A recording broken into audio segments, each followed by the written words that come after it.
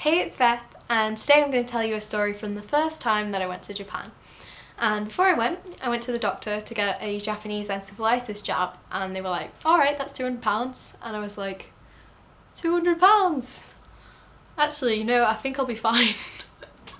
And she said, don't worry, it's really, really rare. You're about as likely to get Japanese encephalitis in America as you are in Japan, so don't worry at all. Just be careful with mosquitoes. Look out for a really big mosquito bite followed by a rash. So I was really, really good with repellent. Like, I didn't get bitten once while I was in Tokyo, but while I was in Kyoto, I forgot to put it on one day and I got bitten really, really badly. And there was this one particular bite, it was really big. It was about this big, and I'm not exaggerating. Yeah, I didn't think too much about it at the time. And I just went to bed and I went to sleep, and yeah, I woke up in the middle of the night and I had this, tiny little rash on my arm. Again, not thinking too much about it, I went back to sleep. And when I woke up the next day, the rash covered my entire arm. It was really, really scary because I remembered what the doctor said and I was like, oh god. And I did the worst thing you could possibly do, which was Google Japanese encephalitis. And of course it looked exactly like it, so yeah, I started freaking out. And me and my mum went to the pharmacy that we'd seen next to the hotel. And the guy there didn't speak English, so I just wrote down Japanese encephalitis and handed it to him. And he was typing into his computer for a while, I presume Googling it. And then after a while, he looks up from his computer and he's just like, really calmly, "Hi."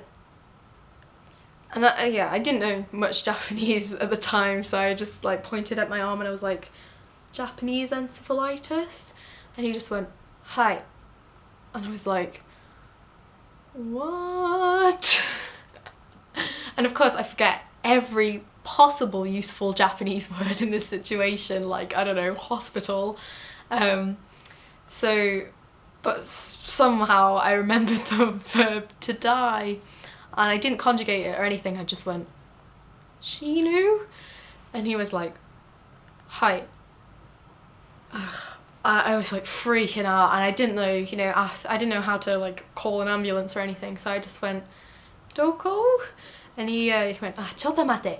And he went in the back and he printed off a map and he circled somewhere and gave it to me, and he said, "Walk for 2 minutes." So I do, and I'm like panicking. And I get to the place on the map and I look up and it is an undertaker. He sent me to a grave shop. So I was thinking like, oh, this guy thinks like, oh, she's a goner, better send her to pick out a grave before she dies.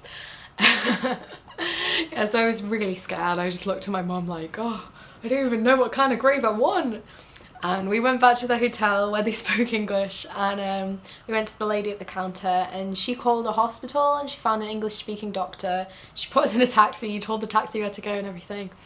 So I was waiting in the hospital, and by this time the rash had spread over my entire body, even on insides of my ears. It was really, really scary.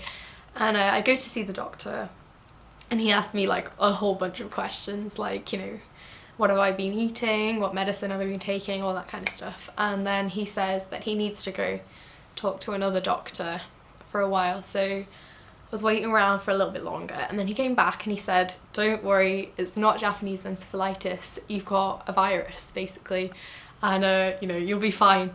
And he said, "But do come back if you get paralysis or coma." That's how he said it, with the hand movements. And I was so relieved, and luckily I was fine. I didn't get paralysis or coma.